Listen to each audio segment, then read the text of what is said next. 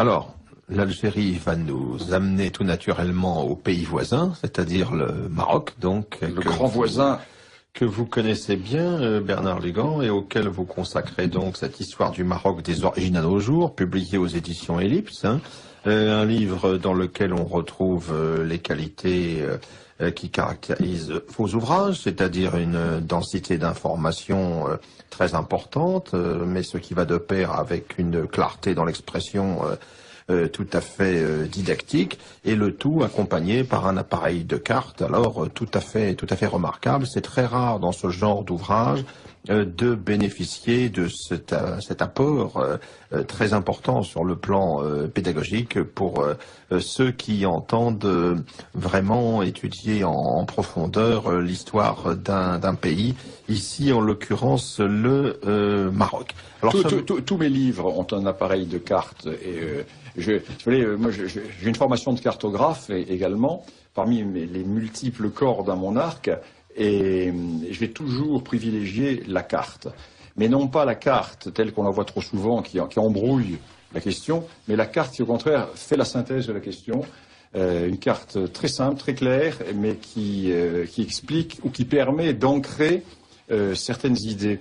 Et moi, je travaille toujours avec des cartes. C'est fondamental. Et dans ma revue L'Afrique réelle, tous les articles sont illustrés de cartes en couleur, parce que j'ai la chance de travailler sur Internet et par PDF.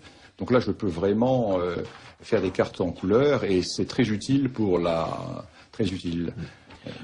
Une question à propos de votre ouvrage, Bernard Lugan. Monsieur Lugan n'avait-il pas déjà écrit une première histoire du Maroc avant celle qui vient de sortir? Alors oui, mais c'est pas le même livre. C'est pas le même livre pour une raison très simple, c'est que une quinzaine d'années, je crois. Ma précédente histoire du Maroc est sortie en 1989. Ah bon, en effet. Réédité tel quel en 2000. Sans correction, parce que l'éditeur de l'époque était tellement radin qu'il n'a pas voulu actualiser, parce que ça coûtait trop cher. Donc j'ai ressorti la même édition, donc sans pouvoir actualiser. C'est un livre totalement différent. Pourquoi? Parce que entre la fin de la décennie 1990 et aujourd'hui, l'historiographie a considérablement avancé. Elle a avancé dans plusieurs domaines, notamment dans le domaine de l'histoire ancienne, du Maroc avant le Maroc. Il y a eu des découvertes formidables qui ont été faites quant à la réalité de l'implantation romaine, quant à la réalité du christianisme, on en parlera tout à l'heure. Également, pour ce qui est de toute la période pré-protectorat, la grande histoire marocaine, parce qu'il y a eu énormément de travaux par les collègues marocains, et les jeunes collègues marocains qui ont soutenu des dizaines de thèses. Et je rends toujours un hommage très vibrant à l'université marocaine, parce que les Marocains ont conservé le grand côté qui était le grand côté universitaire français qui n'existe plus en France. C'est-à-dire qu'ils ont conservé cette excellence avec les thèses de doctorat. Ils ont conservé les grandes thèses. Alors qu'en France, maintenant, on fait des petites thèses qu'on bâcle en 3-4 ans, genre PhD américain. Ils ont conservé ces grandes thèses qui permettent vraiment d'être exhaustifs et de renouveler en profondeur un sujet. Et il y a eu des découvertes formidables qui ont été faites par les historiens marocains, notamment sur le rôle de la mer au Maroc. On pensait que le Maroc était tourné dos à la mer, mais pas du tout. Au XIXe siècle, il y avait le dos tourné à la mer. Mais au XVIIe, au XVIIIe et même avant, le Maroc était une puissance maritime. Le Maroc, l'histoire a totalement changé également, parce que quand j'ai écrit mon livre dans les années 90, nous étions en plein règne du roi Hassan II. Et toute la période contemporaine a totalement été bouleversée. Il y a eu la question du Sahara, il y a eu le changement d'orientation de la politique marocaine, il y a eu la refondation de la monarchie marocaine. Et je reviens toujours aux découvertes historiographiques, ce qui fait que ce n'est plus du tout le même livre. Alors bien sûr, on va retrouver les Almohades, les Almoravides, etc. Et même là, il y a eu des découvertes formidables, parce que là, ce sont les historiens espagnols qui ont beaucoup travaillé sur la question. Et j'ai intégré l'historiographie la plus contemporaine. Non, c'est un livre totalement différent de celui que j'avais écrit il y a 25 ans. Comme mon histoire d'Afrique du Sud, d'ailleurs. L'histoire d'Afrique du Sud que j'ai publiée il y a 1 an est une histoire totalement différente de l'histoire que j'ai publiée en 1986, parce qu'il y a toute une dimension ethnique qui n'apparaissait pas à l'époque et que j'ai intégré sur la longue durée et qui ne se trouvait pas dans le livre. Et puis c'est un pays qui a totalement changé. Le Maroc de Mohamed VI a autant changé par rapport au Maroc d'Hassan II que l'Afrique du Sud de l'époque de Botha par rapport à l'époque de Zuma. Et l'évolution politique a fait que se sont ouverts des champs de recherche historique en amont. Et ces champs de recherche historique, totalement inconnus en France, je les ai intégrés dans mon livre. Et puis je crois que vous avez fait une part importante, vous avez laissé une part importante à la question du Sahara occidental, qui est une pomme de discorde évidemment permanente entre Maroc et Algérie. Nous aurons l'occasion donc d'en parler. En tout cas, ce que vous nous dites là, évidemment, nous met l'eau à la bouche, puisque toutes ces nouveautés, toutes ces lectures différentes du passé marocain, on va vous demander de nous éclairer évidemment à leur sujet. Et vous avez commencé à évoquer tout à l'heure la période antique. Alors pour ce qui est de la Mauritanie avant la conquête romaine, quels sont les éléments nouveaux qui ont été mis en lumière au cours des dernières décennies? Eh bien, premier élément, un royaume de Mauritanie existait. Deuxième élément, les Romains n'ont pas fondé Volubilis. Volubilis existait avant Rome. Rome a développé Volubilis, mais Volubilis était une des capitales du royaume de Mauritanie. Troisième grande nouveauté, qui est vraiment très importante, l'on nous dit la division du Maghreb en 3 pays, Tunisie, Algérie, Maroc, est totalement artificielle, sauf bien entendu le Maroc. Pas du tout. Nous sommes très exactement dans le prolongement des grands royaumes berbères. Les grands royaumes berbères, avec le royaume des Massiles, l'actuelle Tunisie, moins Carthage, le royaume des Macéciles, c'est-à-dire entre la Tunisie et la rivière Moulouya, et puis le royaume des Maures, l'actuel Maroc. Donc il y a une entité qui existe à l'époque pré-romaine, une triple entité qui va disparaître ensuite à l'époque post-romaine, à l'époque musulmane. Parce que la seule entité qui va se maintenir, ça va être le Maroc. Tandis que l'Algérie va disparaître. La Tunisie aura une évolution un peu bâtarde, mais c'est une autre discussion. Et c'est une réalité qui est fondamentale. Alors, autre élément tout à fait intéressant, nous avions sur les limites de l'implantation romaine, on a dit beaucoup de choses.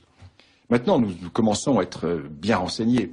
Le Maroc actuel n'a jamais été profondément romanisé. Il y a eu une zone qui a été très romanisée, c'est l'extrême nord, la région de Tanger. La région de Tanger, les ports du Rif, mais les Romains ne sont pas rentrés dans les montagnes du Rif. Une petite partie du littoral atlantique, avec quelques points d'escale, comme Lixus, comme Tamoussida, comme Salah, peut-être Mogador. Qui était d'anciens comptoirs carthaginois. Oui, qui était pour la plupart des comptoirs carthaginois. Et à l'intérieur, les Romains avaient en fait installé une pénétrante jusqu'à Volubilis, et au sud de Volubilis avaient 2 ou 3 petites garnisons, dont Tokolosida et El Gour. Et ce qui est frappant, c'est de voir qu'à l'ouest de Volubilis, à l'est de Volubilis, tout le Moyen Atlas est inconnu des Romains, la vallée de la Moulouya est inconnue des Romains, et les Romains ne passaient pas de leur zone de l'actuelle Algérie à l'actuel Maroc par voie de terre, mais par voie maritime. Ouais. Très rapidement, dès le IIe siècle. Ce qui fait que très tôt, Rome va se replier sur, même pas le Maroc utile, sur la partie du Maroc qui flanque les Espagnes. C'est-à-dire que la présence romaine va s'installer sur le littoral du Rif jusqu'à Tingi, d'où la Mauritanie tingitane, Tingi, pour couvrir le flanc sud de l'Espagne. Et entre à peu près Alger, actuel, à peu près grosso modo, et l'actuel Maroc, mais c'est une zone qui va être très largement abandonnée. Abandonnée à qui? Dès le IIe siècle, aux tribus berbères nomades, qui poussent vers le nord, qui poussent des irruptionnes, qui poussent des mouvements vers l'intérieur du pays. Et la présence romaine va être excessivement dense dans l'actuelle Tunisie, dans l'est de l'actuelle Algérie, zones qui vont être profondément christianisées, alors que toute la partie de l'actuel Maroc va être très peu touchée par la christianisation. Par exemple, nous savons qu'au IVe siècle, il y a environ 550 à 600 évêchés, entre Benghazi et Tanger. Mais dans l'actuel Maroc, il y en a 2. Seulement 2. Parce que cette zone n'est pas christianisée. Les Berbères vont passer directement du paganisme à l'islam. Et ce qui n'était pas le cas dans l'actuelle Algérie, ce qui n'était pas le cas dans l'actuelle Tunisie. D'ailleurs, ce qui est tout à fait frappant, y a-t-il un lien de cause à effet? Je ne sais pas. L'historien se borne à constater cela.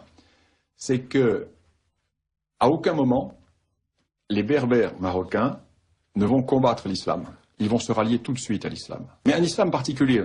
Ils vont le mettre à leur sauce. Tandis que les Berbères d'Algérie, donc les Kabyles, vont lutter contre l'islam. Et ils vont lutter pendant un siècle. Ils vont se regrouper, ils vont mener la vie dure, ils vont plusieurs fois chasser, aidés par les Byzantins, ils vont plusieurs fois chasser les arabo-musulmans qui vont s'installer à Kérouan, qui vont pousser des raids de plus en plus profonds. Tandis qu'au Maroc, nous sommes très mal renseignés sur la question, mais nous n'avons pas de traces de résistance berbère à l'islam. Parce que les conquérants arabo-musulmans qui arrivent dans l'actuel Maroc vont avoir l'intelligence de comprendre que le monde berbère marocain est un monde qu'il vaut mieux ne pas se braquer, et ils vont laisser les Berbères marocains vivre leur vie traditionnelle, et ils vont simplement leur demander l'adhésion à l'islam. Vont arriver les Arabes physiques et ethniques plus tard.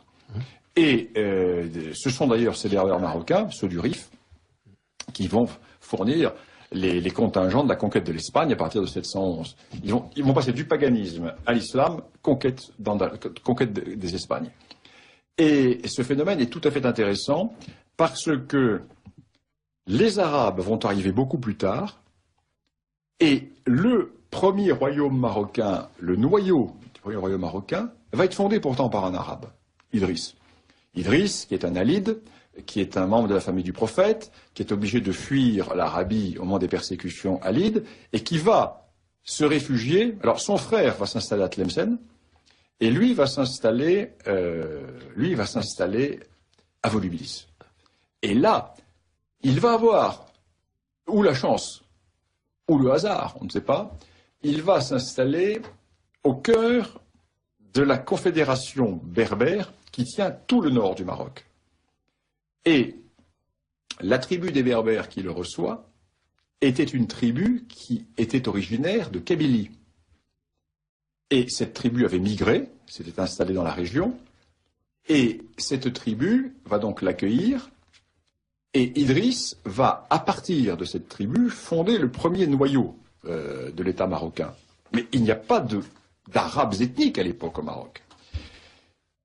Idriss meurt, est empoisonné, son fils, donc Idriss II, qui est donc un métis d'Arabes et de Berbères, va vouloir se dégager de l'emprise de la tribu berbère sur les Maghraouas et de son beau-père, et il va quitter Volubilis, Walili en arabe, et il va fonder la ville de Fès. Et il va faire venir au Maroc le premier noyau de population arabe, et qui ne vient pas d'Arabie, qui vient d'Espagne. Il fait venir des Arabes, non pas des Berbères, mais des Arabes qui sont en Espagne, et qui vont constituer son premier marzen, sa première administration, ses premiers gardes du corps.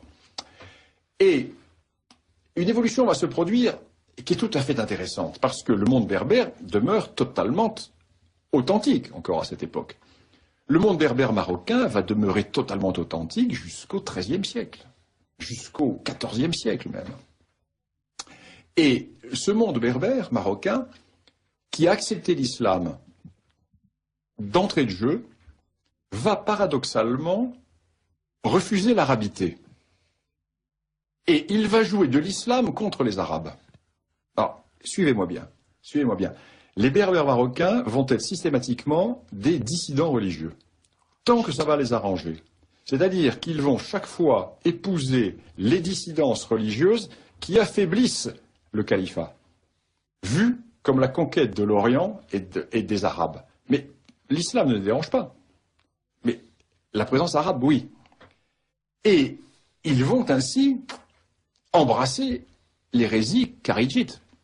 Les Berbères sont des kharidjites. Ils vont être kharidjites. Alors qu'est-ce que le kharidjisme? Alors ne rentrons pas dans les détails philosophiques et religieux du kharidjisme, ça ne nous intéresse pas. Je ne veux pas d'histoire des religions. Voyons l'aspect politique du kharidjisme. Qu'est-ce que le kharidjisme? Le kharidjisme, c'est la négation du califat héréditaire. Qu'est-ce que l'enseignement traditionnel des califes d'Orient? C'est de dire, nous, tribus arabes, qui avons reçu le message de Dieu par l'intermédiaire du prophète, le dernier, le sceau des prophètes, nous sommes donc les tribus qui sont les tribus aristocratiques détentrices de ce message. Donc, le monde musulman nous appartient. Et la direction du monde musulman doit appartenir aux descendants de ces familles, qui sont les familles de la Mecque, Médine, etc.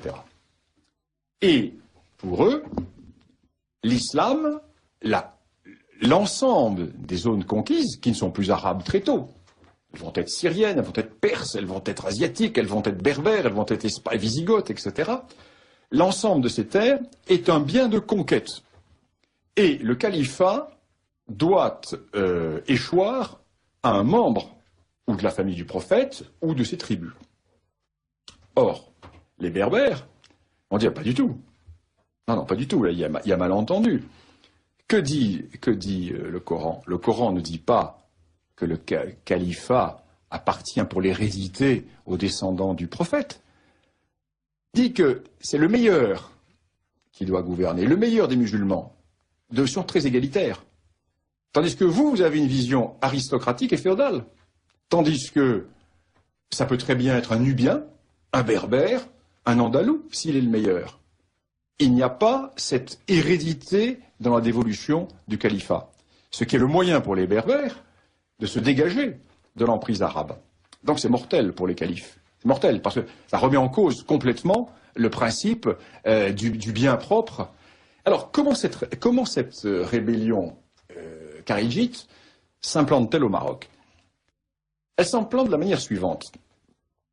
Les gouverneurs arabes, le gouverneur arabe du Maroc, a besoin d'argent. Et il demande donc aux Berbères de payer l'impôt, comme les dhimmis, comme les non-musulmans. Et les Berbères disent, mais attendez, pas d'accord, parce que vous ne nous avez pas vaincus. Que les Kabyles de la région de Tunis ou de la région d'Alger payent l'impôt, peut-être, parce qu'ils ont été vaincus de guerre. Mais nous avons adhéré à l'islam. Et non seulement nous avons adhéré, mais en plus, c'est nous qui avons fait la conquête de l'Espagne. D'ailleurs, nous avons des fiefs en Espagne que nous ont donnés les premiers conquérants arabes. Donc, si vous nous demandez de payer l'impôt, c'est que vous nous considérez comme des vaincus. Or, nous ne sommes pas des vaincus, c'est de notre plein gré que nous avons adhéré à l'islam. Et c'est ainsi qu'ils vont rentrer dans cette hérésie kharidjite, et ils vont, grâce à l'hérésie kharidjite, repousser le pouvoir arabe. Mais, dès qu'ils auront repoussé le pouvoir arabe, et dès qu'ils seront menacés par des États kharidjites, ils vont revenir à l'orthodoxie, dès lors que le califat ne les menace plus. Donc ils vont jouer, ils vont faire un nationalisme, ils vont procéder à un nationalisme berbère sans en avoir conscience, en jouant chaque fois des contradictions de l'islam. Et ça c'est fondamental dans l'histoire de la naissance de l'État marocain. Oui, on voit déjà là se forger une identité particulière sur une base religieuse, mais qui va s'installer ensuite dans la durée sous des formes différentes au fil des siècles. Avec un islam excessivement syncrétiste qui va, dans le monde berbère, garder énormément de traits du paganisme. D'ailleurs, l'islam marocain est un islam avec les moussem, avec les fêtes des saints, les marabouts. Il va y avoir constamment dans l'histoire du Maroc ce tiraillement entre une identité berbère qui va utiliser l'islam pour affirmer son identité berbère et une volonté d'éradication des symboles païens qui demeurent dans l'islam berbère, qui en fait est une politique destinée à faire rentrer les berbères dans le droit commun. Et ceci est fondamental. C'est ainsi que toute l'histoire du Maroc, des premières dynasties, c'est une histoire berbère. Les Almoravides, les Almohades, ce sont des berbères. Et les uns sont des berbères sahariens, les autres sont des berbères de la montagne. Et l'on voit, si vous le voulez, chaque fois des dynasties berbères qui se créent en utilisant telle ou telle forme de l'islam. Alors que, en Kabylie, dans les régions demeurées berbères de Tunisie, dans les régions demeurées berbères de Libye, ce phénomène n'existe pas. Il n'y a pas eu utilisation de la religion par les Kabyles pour résister à l'arabisation. Alors l'arabisation va se faire plus tard. Il est évident qu'elle se fait également par le culte, comme dans la langue arabe. Mais on peut dire que jusqu'au XIIe, XIIIe siècle, le monde berbère marocain est le même qu'à l'époque de Massinissa, et le même qu'à l'époque de Jugurtha, et le même qu'à l'époque du roi Bogude. Oui, finalement, cette arabisation que vous évoquez, elle interviendra donc à partir du XIe siècle avec les invasions hilaliennes. Alors, elle intervient sous les Almohades, qui sont des berbères. Alors, les Almohades sont les berbères de la montagne. C'est Tinmel, c'est au-dessus de Marrakech, c'est le Haut-Atlas. Ça sont les grandes belles tribus guerrières. Les Masmouda. Les Hintata, les Aïd Sérouchet, enfin, les grandes tribus guerrières contre lesquelles nous avons rudement combattu et qui ensuite ont fourni superbes unités à l'époque, les Tabors marocains, etc. Donc ces grandes tribus guerrières qui vont lutter contre les Almoravides. Alors, qui sont les Almoravides? Ce sont des Sahraouis. Ce sont des berbères du désert. Les Almoravides sont des purificateurs qui considèrent que... Ça y est, c'est toujours ce problème. C'est vrai que je parlais tout à l'heure en première partie de l'AQMI dans ces zones blanches, du désert. C'est toujours là que sortent, dans cette partie de l'Afrique, les fondamentalismes.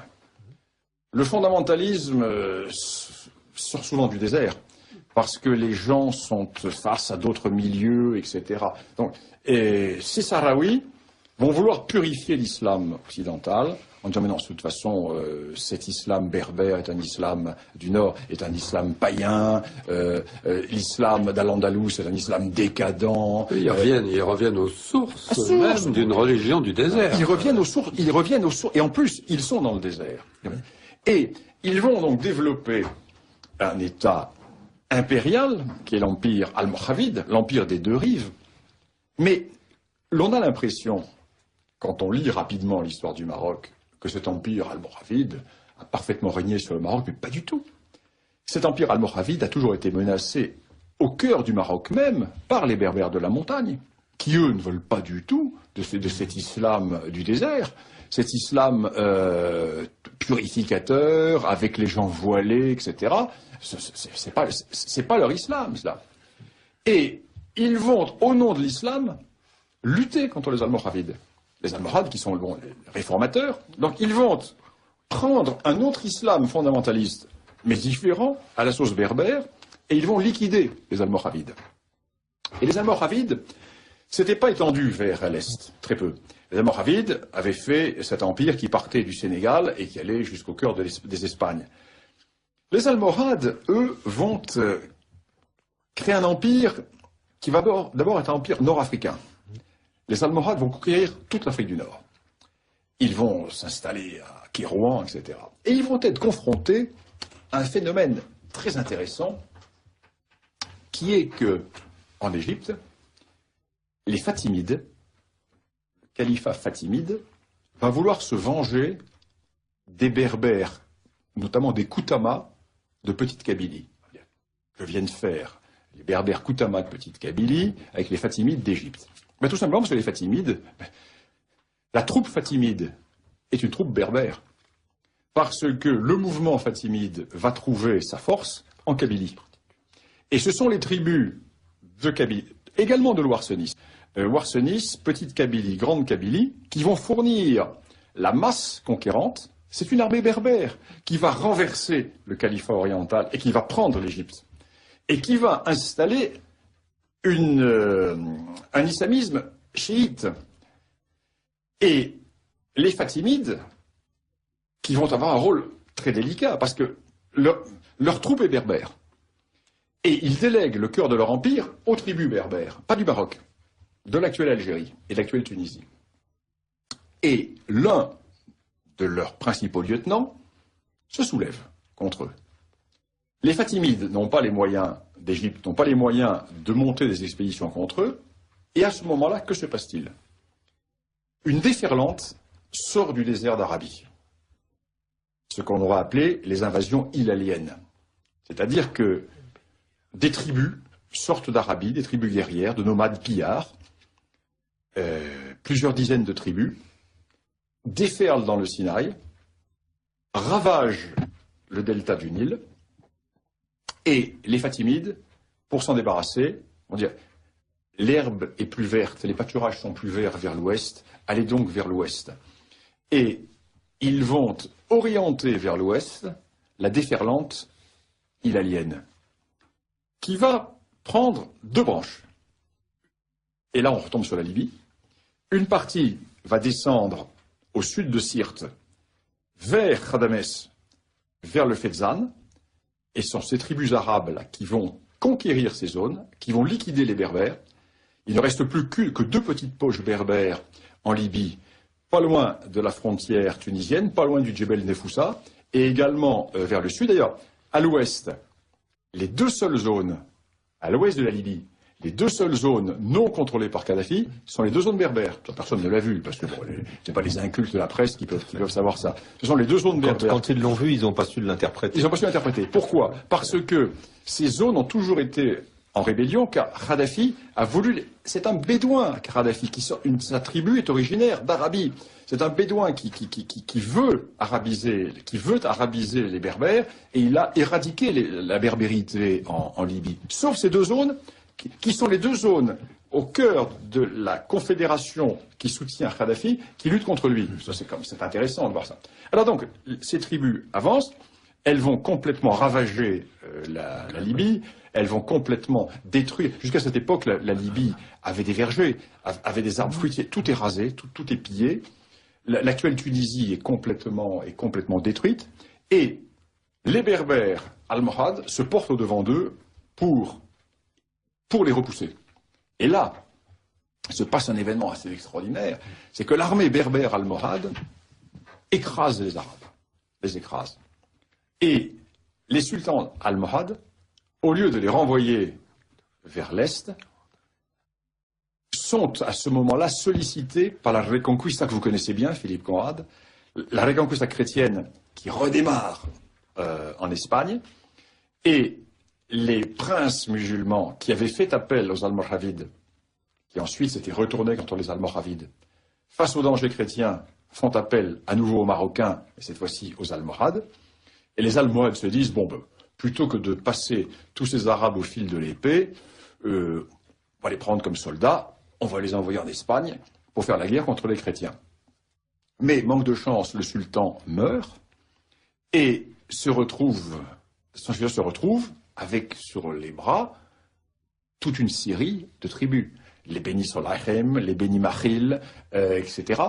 Et il va, au lieu de les repousser, les installer dans la zone qui ressemble territorialement le plus à leur zone de départ, la vallée de la Moulouya, qui sépare l'actuelle Algérie de l'actuel Maroc.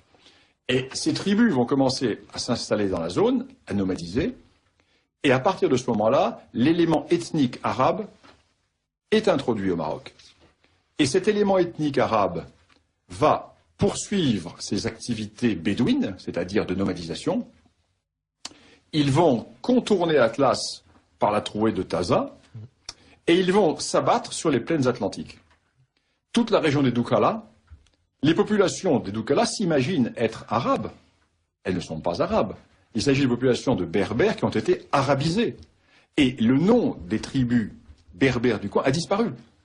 Et il y a eu un remplacement de population qui s'est produit, ou une arabisation de ces populations. Et c'est à ce moment-là que la coupure pleine montagne va se faire, qui n'existait pas auparavant, parce que les berbères étaient partout. Alors à partir de la fin du 12e, 13e, accélération au 14e siècle, l'on voit cet élément arabe qui va intervenir dans la vie politique marocaine. Alors cet élément arabe qui va avoir un rôle fondamental, parce que cet élément arabe, à partir du moment où les dynasties berbères vont disparaître, pour être remplacées par la dynastie alawite, qui est une dynastie arabe originaire du Tafilalet, on les appelle également les Filaliens parce qu'ils sont originaires du Tafilalet. Donc les alaouites arrivent d'Arabie, ils sont des descendants du prophète, hein, c'est une famille de shérifs, et ils s'installent donc dans le sud du Maroc, dans la région du Tafilalet. Et à partir du moment où les alaouites vont être au pouvoir, ils vont être en permanence confrontés à un double phénomène. L'État marocain est puissant et il contrôle la plupart du pays. L'État marocain est faible et des dissidences ont lieu un peu partout. Et les tribus arabes vont monnayer leur aide et leur appui contre des avantages. Alors à ce moment-là, on va voir des tribus arabes qui vont s'installer dans la plaine de Marrakech, alors que jusque-là, il n'y en avait pas. Donc, par le jeu de la féodalité, par le jeu des rapports de force, par le jeu des luttes pour le pouvoir, ces tribus vont prendre un rôle de plus en plus important, alors qu'elles sont relativement peu nombreuses au point de vue numérique. Et elles vont jouer un rôle déterminant dans l'histoire du Maroc. Alors, pendant toute cette histoire se déroulait, il y a eu, il faut le rappeler, un changement du centre de gravité. Nous avons démarré avec la dynastie idrisside autour de Fès. On bascule à Marrakech. C'est-à-dire au nord-est, avec les Almoravides d'abord, les Almohades ensuite. Nous passons à Marrakech. Nous passons à Marrakech. Et les Almohades commencent, très long siège de Marrakech, très long siège. Les Almoravides sont repliés dans leur cité. Et finalement, les Berbères de la montagne, les Almoravides vont réussir à prendre la ville de Marrakech. Ils vont passer tout le monde au fil de l'épée. Tous les Almoravides vont être passés au fil de l'épée.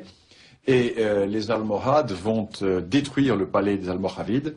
Et sur les ruines du palais des Almoravides, ils vont construire la Koutoubia, la grande mosquée. Et Marrakech va devenir la capitale du Maroc, alternativement avec Fès. Donc en fonction des dynasties, Fès, Marrakech, ou parfois d'ailleurs les deux.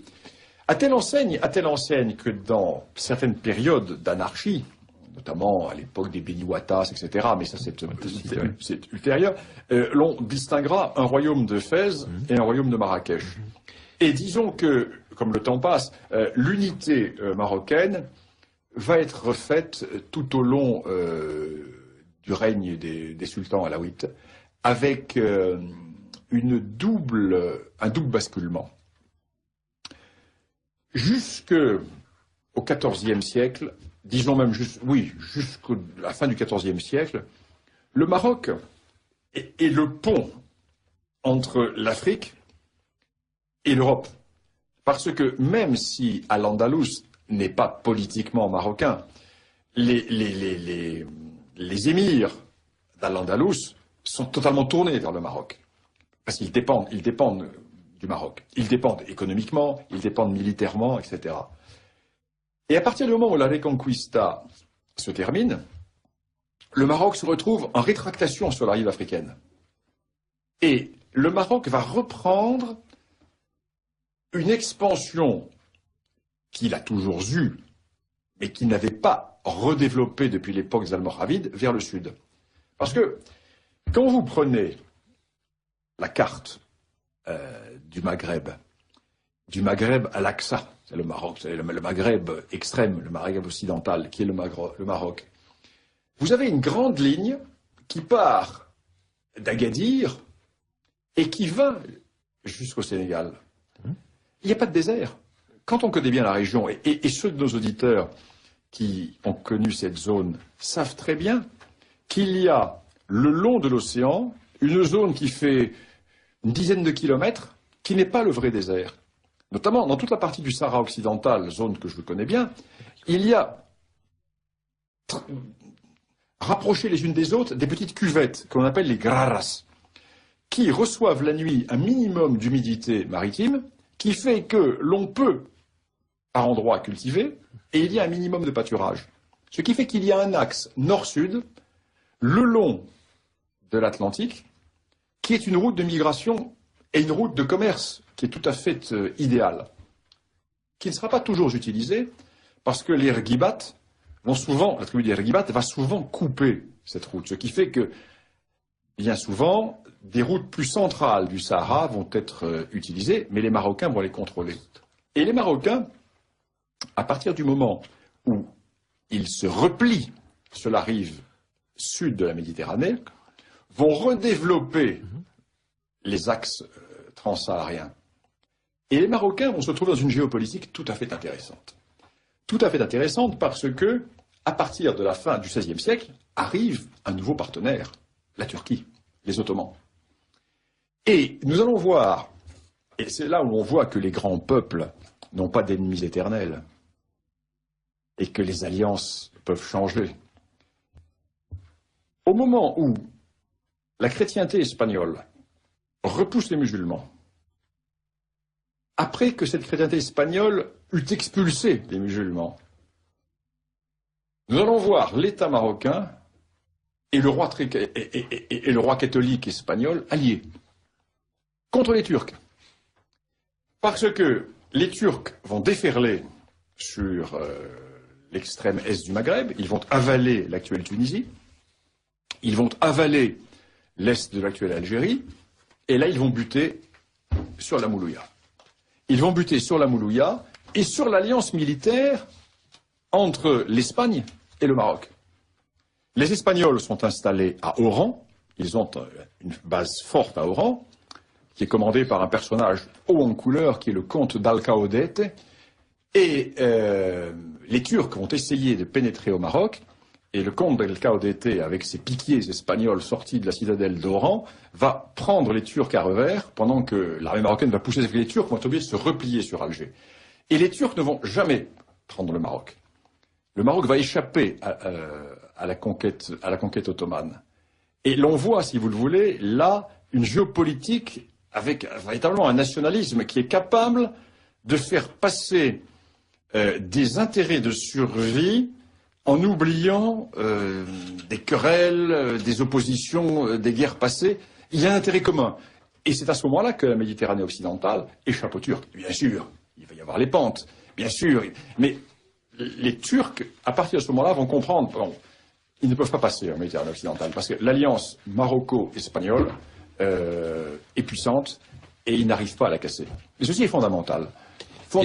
Et dans le même temps, ce Maroc qui a été en quelque sorte bloqué vers le nord par la victoire de la Reconquista ibérique, il va orienter son expansion vers le sud à l'époque de la dynastie saadienne, où on va voir les Marocains, après le fameux combat de Tondibi, s'emparer de Tombouctou et pousser ainsi jusqu'au Niger. Alors là, il y a un espace d'expansion marocaine qui permet de mieux comprendre aussi les débats autour du Sahara, les nostalgies qu'entretient au Maroc la perte de Tindouf au profit de l'Algérie. Alors il y a une très belle histoire, parce que la conquête du Pachalik de Tombouctou par les sultans marocains qui vont combattre et qui vont vaincre l'empire Songhai, l'empire de Gao, l'empire des Songhai, est une superbe histoire, parce que les Marocains vont lancer à travers le Sahara une expédition maritime, une expédition guerrière, qui comportera des bateaux en pièces détachées pour pouvoir naviguer sur le Niger, pour battre les flottilles de l'Askia Mohamed. Et cette armée marocaine est une armée très particulière. 8 caïds qui la dirigent, 8 Espagnols. 8 Espagnols renégats, convertis à l'islam. Et la grande majorité de la troupe est une troupe espagnole, en grande partie, mais pas totalement convertie à l'islam. Et pendant toute l'histoire moderne du Maroc, le Maroc va avoir à sa disposition des troupes chrétiennes. À l'époque des Almoravides, il y a une garnison chrétienne avec son curé, son aumônier, à Marrakech. Une garde catalane. Réverter. Et qui va faire souche au Maroc. Alors Réverter, l'histoire de Réverter est une très belle histoire. Réverter est un noble catalan qui est dépossédé par le roi d'Aragon et qui va mettre son épée au service du sultan marocain. Et après sa mort, il a 2 fils.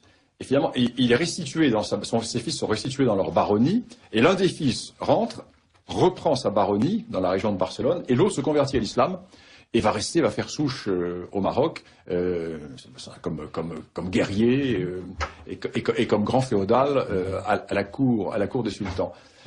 Et pendant toute cette période, il y a une interpénétration très très importante entre l'Espagne et le Maroc, avec à la fois des renégats ou des contingents aragonais, surtout aragonais, qui vont venir ensuite servir au Maroc.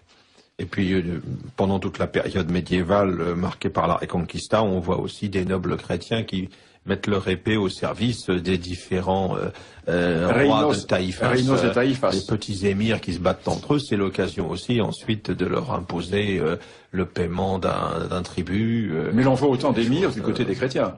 Oui. On l'envoie autant d'émirs se mettre du côté des chrétiens. Donc il ne faut pas voir la Reconquista sous la forme, vous Philippe Coin qui avez écrit sur la Reconquista, c'est pas l'image d'Épinal avec un rouleau compresseur qui part des Asturies et qui dit maintenant nous allons repousser les morts jusqu'à Gibraltar. Alors avec le recul sur la longue durée, on peut reconstituer cela. Mais si l'on périodise l'histoire, c'est pas du tout cela. C'est un front mouvant, avec des alliances mouvantes, avec tantôt avance des uns, recul des autres, etc. On peut dire que l'islam espagnol s'est autodétruit très largement, car si l'islam espagnol n'avait pas rompu avec le califat, et si l'islam espagnol ne s'était pas émietté avec les reinos de Taïfas, les chrétiens ont eu vraiment beaucoup de mal à lutter contre un bloc islamique unitaire occupant tout le centre et tout le sud de l'Espagne. La division a beaucoup aidé les chrétiens. Oui, bien sûr. Alors, nous avons évoqué tout à l'heure Fès et Marrakech, mais il y a aussi une autre grande capitale traditionnelle, et je crois que vous avez bonne raison pour bien la connaître, mon cher Bernard. Ah oui, c'est ma ville. C'est Meknès. Absolument. Celle du sultan Moulay Ismaïl, la grande figure de la dynastie alaouite. Le contemporain de Louis XIV. Le grand Moulay Ismaïl. Alors, le grand Moulay Ismaïl, qui est un personnage tout à fait intéressant. J'ai une étudiante marocaine qui m'a fait une très belle thèse du temps où j'étais encore professeur d'université. Qui m'a fait une très belle thèse qui avait pour titre Moulay Ismaïl et Louis XIV, la course maritime et l'échec de l'alliance entre le Maroc et la France à l'époque de Moulay Ismaïl et Louis XIV. Très intéressant, parce que Moulay Ismaïl, qui est un politique très fin, a voulu emmener Louis XIV dans son alliance contre des puissances chrétiennes, à la fois contre les Espagnols et contre les Anglais. Et Louis XIV, qui était un fin politique aussi, a laissé croire à Moulay Ismaïl qu'il allait peut-être pouvoir rentrer dans son alliance à la condition que Moulay Ismaïl renonce à la course salétine. Et des ambassades se sont succédées, ont été envoyées les uns les autres, le grand corsaire Aïcha, Pidou de Saint-Olonge, les Français, etc. Et ces ambassades ont été reçues à Saint-Germain, c'était avant Versailles, à Saint-Germain, etc. Et pendant 20 ans, les contacts n'ont jamais cessé, et chaque fois, ils ont buté, la course reprenait, ils ont renoué les relations, etc. Jusqu'au moment où il y a eu la succession d'Espagne, et à partir du moment, bien sûr, où le petit-fils de Louis XIV montait sur le trône d'Espagne, il n'est plus question d'envisager un quelconque moment. À ce moment-là, Moulay Ismaïl rompt les négociations avec la France et se tourne vers les Anglais et vers les Huguenots qui vont s'installer, qui vont devenir les partenaires du commerce marocain pendant un certain moment. Moulay Ismaïl qui a véritablement créé l'État moderne marocain. L'État moderne marocain qui va d'ailleurs demeurer jusqu'à l'indépendance, parce que il n'y aura pas de grande évolution dans les définitions de cet État marocain jusqu'au moment où Mohamed V et Hassan II vont entreprendre un certain dépoussiérage de ces vieilles institutions et de cette pratique marseignenne. Mais ceci est tout à fait important à souligner. Oui, alors ce Maroc de Moulay Ismaïl, il va ensuite entrer à partir du XVIIIe siècle dans une phase d'affaiblissement, un peu comparable à ce qui se passe à l'autre bout de la Méditerranée pour l'Empire ottoman, et il va devenir très vite, évidemment, l'homme malade du Maghreb. Il va devenir bien sûr un enjeu pour les puissances européennes. Alors quelles ont été les étapes de la pénétration européenne dans ce Maroc, dans cette extrémité du Maghreb? Ce qui est intéressant, c'est de voir que les Européens, et nous Français, avons une vision du Maroc qui est la vision du Maroc du XIXe siècle. C'est-à-dire que au XIXe siècle, le Maroc est dans une phase totale de décadence. L'État se délite, l'autorité du sultan se délite, les tribus de la montagne sont quasiment indépendantes, et nous fondons toute notre analyse, héritée encore aujourd'hui, sur cette situation. Comme si le Maroc avait toujours été, comme si la France avait toujours été en état de la guerre de 100 ans. Comme si la Chine avait toujours été celle du break-up of China. Voilà. Et dislocation complète. Or, c'est pas du tout cela dans la longue durée. Le Maroc sort d'une grande phase d'expansion, entre dans une période de décadence pour des raisons X ou Y, des raisons militaires essentiellement. Parce que le Maroc ne va pas prendre le parti de la modernisation militaire. En grande partie parce que son système l'interdit. Quel est le système? À partir du moment où il n'y a plus de mercenaires, il y a eu les mercenaires chrétiens, ensuite il y a eu les abides, les mercenaires noirs, mais comme ces abides se soulèvent, le sultan les liquide, donc il n'y a plus de mercenaires. Ce qui fait que les sultans vont créer, fonder, enraciner leur pouvoir sur la fidélité de tribus que l'on va appeler les tribus marzennes. Tribus qui sont fidèles et qui vont lever l'impôt pour le compte du sultan en échange d'avantages territoriaux et de la dispense d'impôts. Et tout le XIXe siècle va être l'histoire de la lutte des tribus marzennes contre les tribus non marzennes. La notion du bled Siba et du bled Marzen, qui est une notion très récente, qui n'était pas une notion qui existait dans l'ancien Maroc. Alors, bien entendu, l'histoire du Maroc a complètement été renouvelée depuis certaines années, depuis une quinzaine d'années. Quand vous lisez les livres d'histoire du Maroc des années 50 ou autres, l'on vous parle du bled Marzen et du bled Siba comme si c'était immémorial, mais pas du tout. C'est une période de décadence. Et dans chaque période de décadence, il y a le bled Marzen et le bled Siba. Alors, le bled Marzen, qui va être plus ou moins fort, plus ou moins réduit. Et sous certains souverains, le bled Marzen, c'est la ville de Fès, et même pas les collines du Moyen Atlas autour, parce que le sultan est complètement assiégé dans sa ville de Fès. Alors, en même temps, cette vision-là permettait de justifier aussi le protectorat, l'intervention de la France, qui construisait en fait solidement un État marocain viable. C'est pas ce qu'a dit Lyautey. Lyautey va reconstruire, pas construire. Lyautey ne parle pas de construire, il parle de reconstruire. Alors, donc, nous en arrivons au Maroc qui intéresse les puissances. Alors, quelles sont les puissances intéressées par le Maroc? L'Angleterre, bien entendu. L'Espagne. L'Espagne va vite être écartée parce que les Espagnols ont d'autres problèmes et ils vont être engagés dans leur guerre avec les États-Unis. L'Espagne va être, elle, également dans un état de profonde décadence. L'Espagne va prendre des miettes au Maroc, mais avec des difficultés terribles à l'issue de défaites militaires. Même avant la guerre du Rif, il y a des défaites considérables que subissent les Espagnols à la fin du 19e, au début du 20e.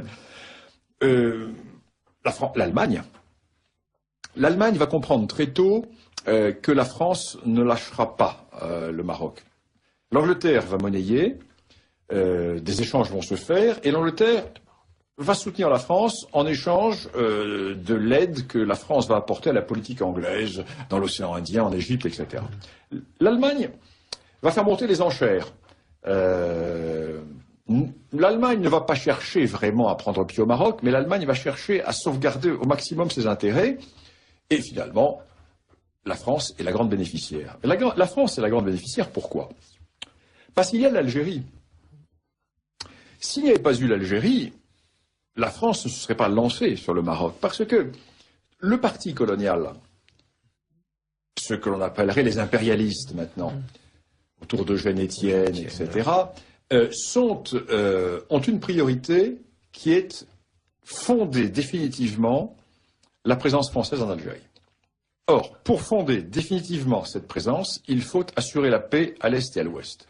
Alors, à l'Est, la Tunisie va être avalée rapidement, ne posera pas de problème, mais à l'Ouest, c'est un autre morceau, le Maroc. Ce qui fait que la France va procéder en tâche d'huile, va pousser au maximum la frontière de l'Algérie vers l'Ouest. C'est à ce moment-là, d'ailleurs, que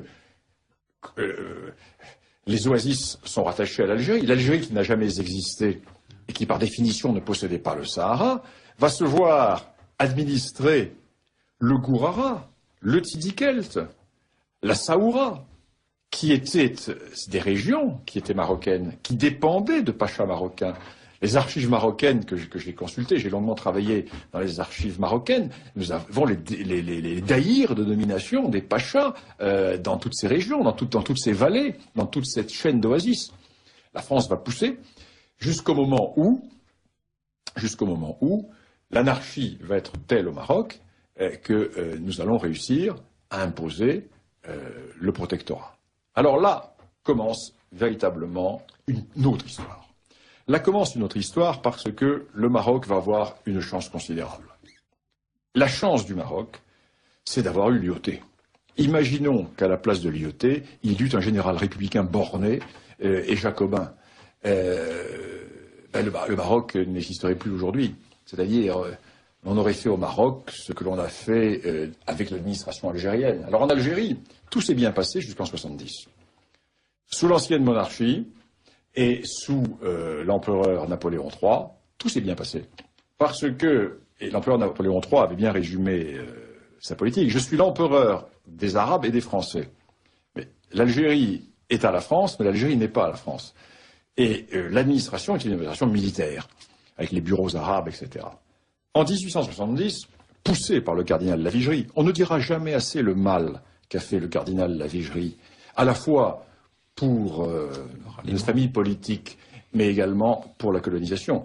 Le cardinal Lavigerie est un des responsables de l'échec de l'Algérie française, car ce que ne savent pas nos auditeurs, c'est que Lavigerie est allé à Tours, auprès du gouvernement insurrectionnel, le gouvernement de Tours, ministre de l'Intérieur Crémieux, et tout l'appareil doctrinal de Crémieux sur l'Algérie, c'est Lavigerie qui lui a rédigé. Moi, j'ai publié dans mon histoire de l'Afrique le document de Lavigerie remis à Crémieux. Et Crémieux va appliquer, ne parlons pas des décrets Crémieux, c'est une affaire annexe, mais l'administration, la fin des bureaux arabes, le jacobinisme, le rattachement directement à Paris, etc. Ce qui va provoquer Mokrani, ce qui va provoquer la révolte kabyle.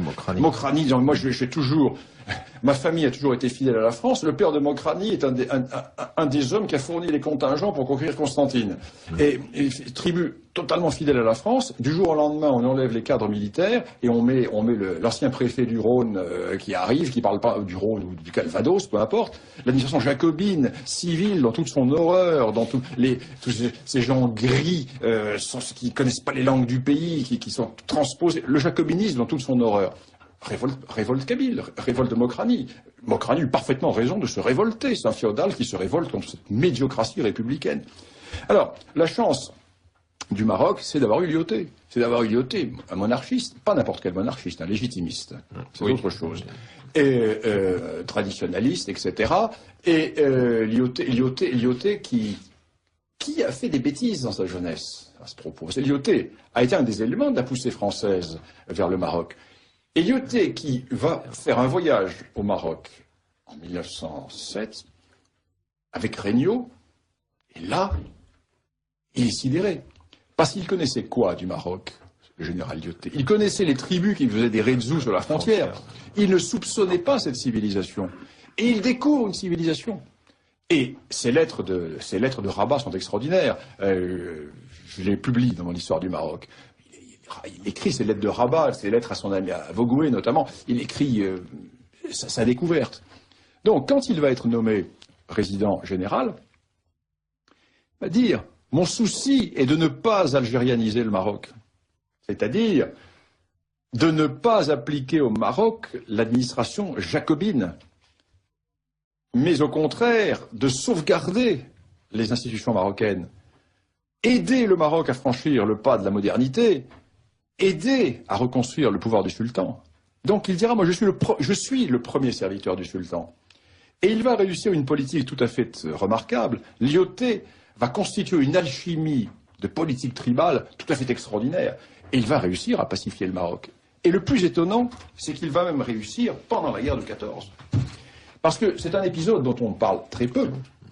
C'est que, au moment où éclate la guerre de 14, ce que les Français appellent la pacification, ce que les Marocains appellent la conquête, est dans une phase véritablement d'accélération.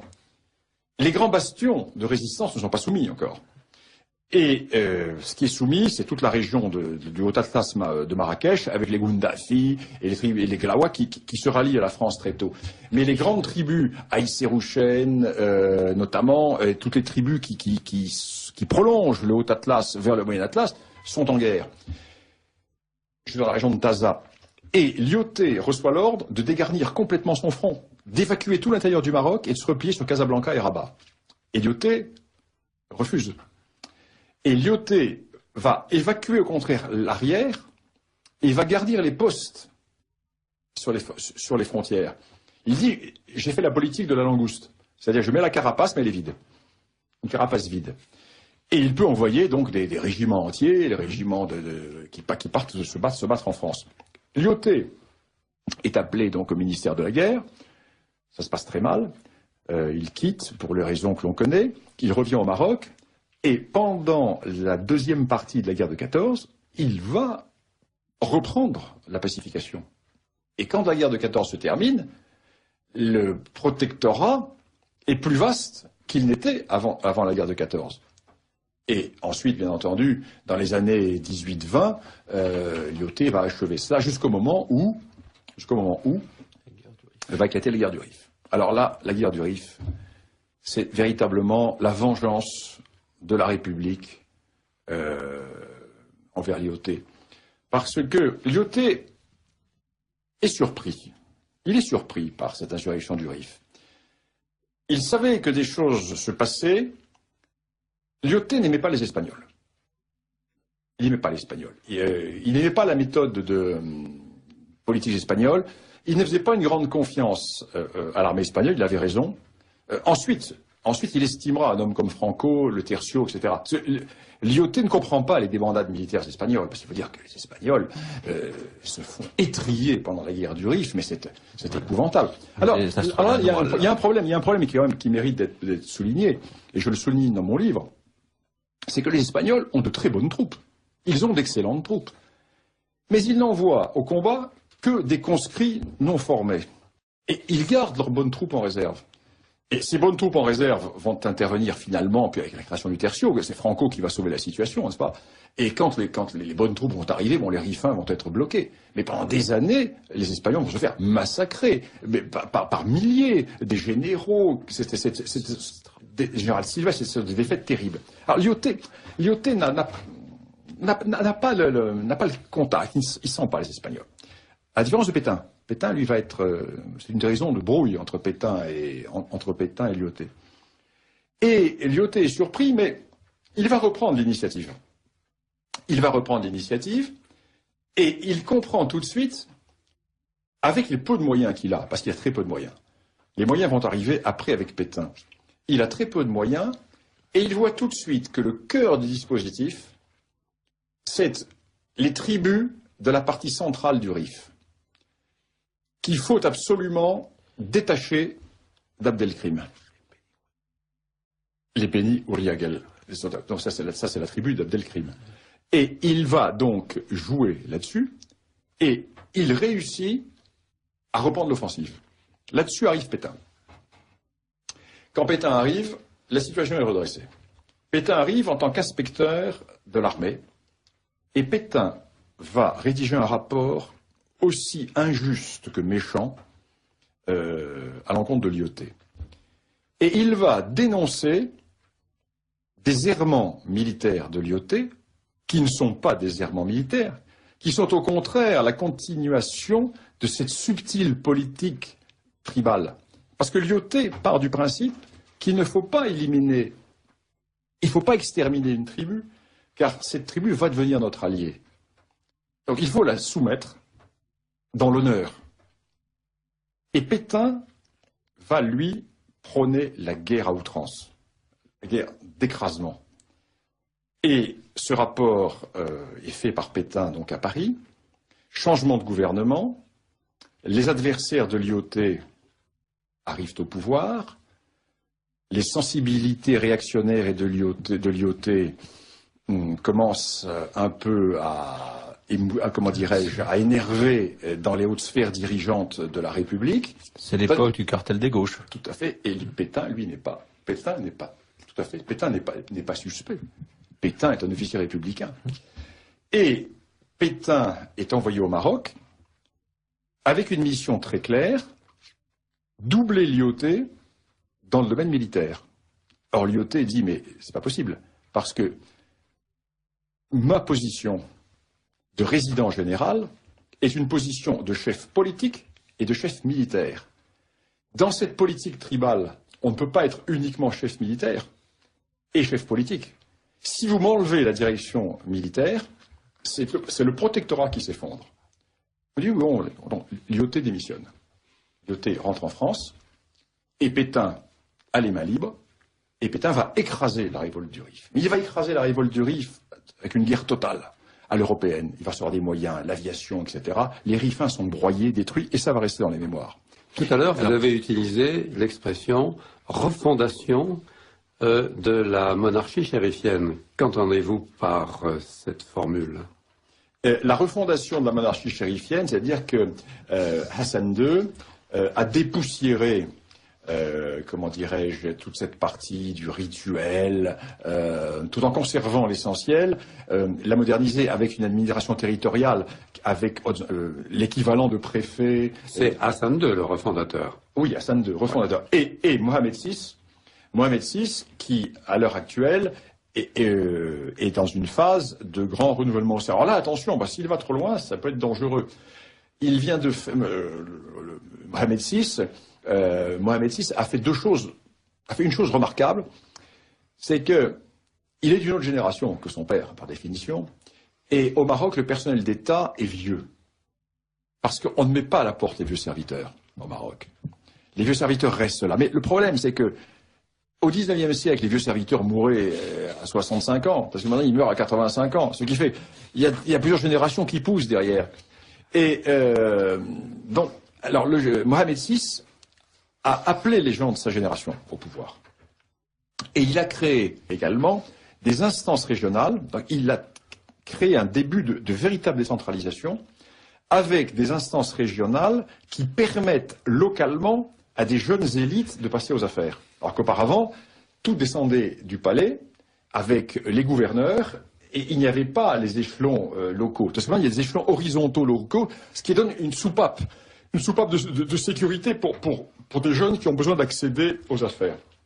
Et il vient de réformer l'État marocain en annonçant que désormais, puisque le Maroc est une démocratie royale, et il y a des partis politiques, il y a des élections, désormais le Premier ministre sera automatiquement le chef du parti qui aura gagné les élections.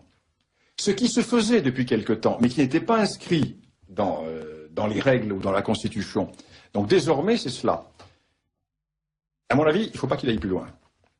Parce qu'alors, s'il va plus loin, il risque de mettre en péril l'architecture même du système monarchique marocain. Et à l'heure actuelle, l'on voit tous ceux qui n'osent pas attaquer la monarchie, parce que c'est possible, et qui parlent de européaniser la monarchie, c'est-à-dire, certes, que le roi garde son aspect religieux, commandeur des croyants, mais qu'il abandonne le politique. C'est très dangereux, parce que... La reine d'Angleterre. Oui, mais la reine d'Angleterre, oui, mais l'islam est quand même plus fort que la religion anglicane, a plus d'assises. Et donc, et puis en plus, il est poussé par son cousin, Moulay Hicham, le prince rouge, l'Orléans des Alaouites. Hein. Et donc, oui, j'espère que ce sera pas un Philippe égalité, mais là, on sent que ceux qui n'osent, il y a toujours un courant anti-monarchiste au Maroc, le courant révolutionnaire de l'ultra-gauche marocaine, qui n'ose pas attaquer le roi parce que Mohamed VI est adoré au Maroc, et puis il y a vraiment une grosse présence, qui essaie de renier ses pouvoirs. On sent la subversion qui est là. Et là, il ne faudrait pas que le roi aille trop loin dans non pas dans les réformes, très important les réformes, mais dans le changement de définition de ce qu'est la monarchie marocaine. Parce que le roi du Maroc est à la fois chef spirituel, il est à la fois chef de guerre, il est à la fois chef de peuple, et il a par la beya, c'est-à-dire l'obéissance, le serment de la beya, il est à la confluence de toutes les tribus du Maroc et de toutes les hiérarchies marocaines. C'est-à-dire qu'on vient lui prêter la beya, le serment d'allégeance. Donc il fait la synthèse autour de sa personne. Si vous enlevez un élément, il reste quoi? Une monarchie à l'occidentale. Une monarchie à l'occidentale, sur le corps social marocain, risque de poser de gros problèmes. Donc là, bon, je n'ai pas de conseil à lui donner, bien sûr, mais ne pas trop céder aux sirènes réformistes. Le Maroc a la chance d'avoir un jeune roi, alors que la Tunisie, l'Algérie, l'Égypte avaient des vieux chefs. Là, c'est un jeune roi qui est adoré, qui est un personnage sacré, qui a réussi, on n'a pas parlé du Sahara occidental, qui a réussi l'achèvement de la politique de son père, parce que le Sahara est marocain et le Maroc ne lâchera pas le Sahara. L'Algérie est en train de mettre les pouces, le Polisario n'existe plus, les derniers responsables importants se sont ralliés au Maroc et le Polisario devient un mouvement mafieux qui va aider l'AQMI, un mouvement qui trafique les divers trafics qui peuvent se faire dans la région. Le Maroc a gagné. Le Maroc est devenu une immense puissance maritime, avec cette façade le long de l'Atlantique, et si demain on trouve du pétrole, etc., le Maroc peut avoir des opportunités. Alors, le problème du Maroc, c'est qu'il est encore très agricole, et comme Lyautey le disait d'une façon malicieuse, au Maroc, gouverner, c'est pleuvoir, c'est-à-dire que la pluie conditionne beaucoup de choses, et l'on voit le PIB marocain en dents de scie en fonction des années, avec des bonnes pluies ou des mauvaises pluies. Et comme le Maroc n'a pas fait sa transition démographique, le Maroc a une surpopulation. Et là, il y a un gros problème. Il y a un problème donc, trop de diplômés chômeurs, une surpopulation. Donc il y a des problèmes. Il y a des problèmes réels. Mais le Maroc est un État-nation, avec des corps d'État, etc., qui fait que le Maroc est mieux armé pour résister. Et les perspectives des relations avec l'Algérie voisine? L'on rêve toujours à l'union du Grand Maghreb. L'Algérie nourrit un complexe, le complexe du parvenu par rapport à l'aristocrate. C'est ça, l'Algérie qui n'est pas un État, qui est une création coloniale. Les Algériens ont toujours jalousé les Marocains. Ils font un complexe d'infériorité à la fois politique, culturelle, et les Marocains leur rendent bien d'ailleurs. Mais c'est un problème, j'allais dire, quasiment psychanalytique entre le Maroc et l'Algérie. Plus qu'un problème politique. Voilà. L'Algérie est ulcérée par l'existence même du Maroc. L'Algérie, qui est un cône fermé sur la Méditerranée, ne peut pas accepter que le Maroc ait 3000 km de façade maritime tournée vers le grand large, etc. Que le Maroc ait 1500 ans d'histoire, alors que l'Algérie est une création coloniale française. Et le Maroc a perdu des territoires du fait de la colonisation qui sont aujourd'hui algériens. Hein. Alors, je voudrais simplement faire un petit rappel pour les auditeurs qui s'intéressent à l'actualité africaine. Si vous voulez être tenu au courant de mes communiqués, etc., envoyez donc simplement votre nom sur mon fichier mail et je vous mettrai sur ma liste de destinataires des communiqués et autres. Alors, donc bernard-lugan.com, c'est le site de mon blog et vous aurez là le moyen de me joindre. Donc bernard-lugan.com et tout est expliqué. Eh bien, il me reste à remercier les participants à cette émission, Dominique Vénère et Bernard Lugan. Merci également Françoise Varlet. Nous nous retrouverons maintenant le 26 avril. L'identité berbère et une volonté d'éradication des symboles païens qui demeurent dans l'islam berbère, qui en fait est une politique destinée à faire rentrer les berbères dans le droit commun. Et ceci est fondamental. C'est ainsi que toute l'histoire du Maroc, des premières dynasties, c'est une histoire berbère. Les Almoravides, les Almohades, ce sont des berbères. Et les uns sont des berbères sahariens, les autres sont des berbères de la montagne. Et l'on voit, si vous le voulez, chaque fois des dynasties berbères qui se créent en utilisant telle ou telle forme de l'islam. Alors que, en Kabylie, dans les régions demeurées berbères de Tunisie, dans les régions demeurées berbères de Libye, ce phénomène n'existe pas. Il n'y a pas eu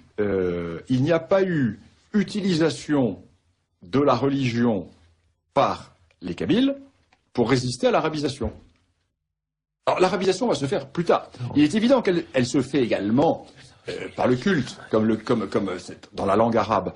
Mais on peut dire que jusqu'au XIIe, XIIIe siècle, le monde berbère marocain est le même qu'à l'époque de Massinissa, et le même qu'à l'époque de Jugurtha, et le même qu'à l'époque du roi Bogude. Oui, finalement, cette arabisation que vous évoquez, elle interviendra donc à partir du XIe siècle avec les invasions hilaliennes. Alors, elle intervient sous les Almohades, qui sont des berbères. Alors, les Almohades sont les berbères de la montagne. C'est Tinmel, c'est au-dessus de Marrakech, c'est le Haut-Atlas. Ça sont les grandes belles tribus guerrières. Les Masmouda. Les Hintata, les Aïd Sérouchet, enfin, les grandes tribus guerrières contre lesquelles nous avons rudement combattu et qui ensuite ont fourni de superbes unités à l'époque, les Tabors marocains, etc. Donc ces grandes tribus guerrières qui vont lutter contre les Almoravides. Alors, qui sont les Almoravides? Ce sont des Sahraouis. Ce sont des berbères du désert. Les Almoravides sont des purificateurs qui considèrent que... Ça y est, c'est toujours ce problème. C'est vrai que je parlais tout à l'heure en première partie de l'AQMI dans ces zones blanches, du désert. C'est toujours là que sortent, dans cette partie de l'Afrique, les fondamentalismes. Le fondamentalisme sort souvent du désert, parce que les gens sont face à d'autres milieux, etc. Donc, ces Sahraouis vont vouloir purifier l'islam occidental en disant mais non, de toute façon, cet islam berbère est un islam du Nord, est un islam païen, l'islam d'Al-Andalus est un islam décadent. Ils reviennent aux sources même d'une religion du désert. Ils reviennent aux sources, et en plus, ils sont dans le désert. Et ils vont donc développer un État impérial, qui est l'empire almoravide, l'empire des deux rives. Mais l'on a l'impression, quand on lit rapidement l'histoire du Maroc, que cet empire almoravide a parfaitement régné sur le Maroc, mais pas du tout. Cet empire almoravide a toujours été menacé au cœur du Maroc même par les berbères de la montagne, qui eux ne veulent pas du tout de cet islam du désert, cet islam purificateur, avec les gens voilés, etc. C'est pas leur islam, cela. Et ils vont, au nom de l'islam, lutter contre les Almoravides. Les Almohades qui sont les réformateurs. Donc ils vont prendre un autre islam fondamentaliste, mais différent, à la sauce berbère, et ils vont liquider les Almoravides. Et les Almoravides, s'étaient pas étendus vers l'Est, très peu. Les Almoravides avaient fait cet empire qui partait du Sénégal et qui allait jusqu'au cœur des Espagnes. Les Almohades, eux, vont créer un empire qui va d'abord être un empire nord-africain. Les Almohades vont conquérir toute l'Afrique du Nord.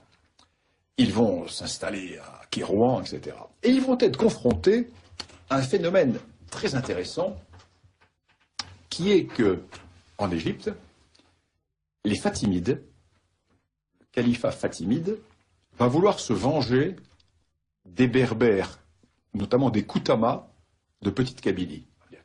que viennent faire les Berbères Koutama de Petite Kabylie avec les Fatimides d'Égypte? Tout simplement parce que les Fatimides, la troupe fatimide est une troupe berbère. Parce que le mouvement fatimide va trouver sa force en Kabylie. Et ce sont les tribus de Kabylie, également de l'Ouarsenis, Ouarsenis, Petite Kabylie, Grande Kabylie, qui vont fournir la masse conquérante. C'est une armée berbère qui va renverser le califat oriental et qui va prendre l'Égypte. Et qui va installer un islamisme chiite. Et les Fatimides, qui vont avoir un rôle très délicat, parce que leur troupe est berbère. Et ils délèguent le cœur de leur empire aux tribus berbères, pas du Maroc, de l'actuelle Algérie et de l'actuelle Tunisie. Et l'un de leurs principaux lieutenants se soulève contre eux. Les Fatimides n'ont pas les moyens d'Égypte, n'ont pas les moyens de monter des expéditions contre eux, et à ce moment-là, que se passe-t-il? Une déferlante sort du désert d'Arabie, ce qu'on aura appelé les invasions hilaliennes. C'est-à-dire que des tribus sortent d'Arabie, des tribus guerrières, de nomades pillards, plusieurs dizaines de tribus, déferlent dans le Sinaï, ravagent le delta du Nil, et les Fatimides, pour s'en débarrasser, vont dire l'herbe est plus verte, les pâturages sont plus verts vers l'ouest, allez donc vers l'ouest. Et ils vont orienter vers l'ouest la déferlante hilalienne, qui va prendre deux branches. Et là, on retombe sur la Libye.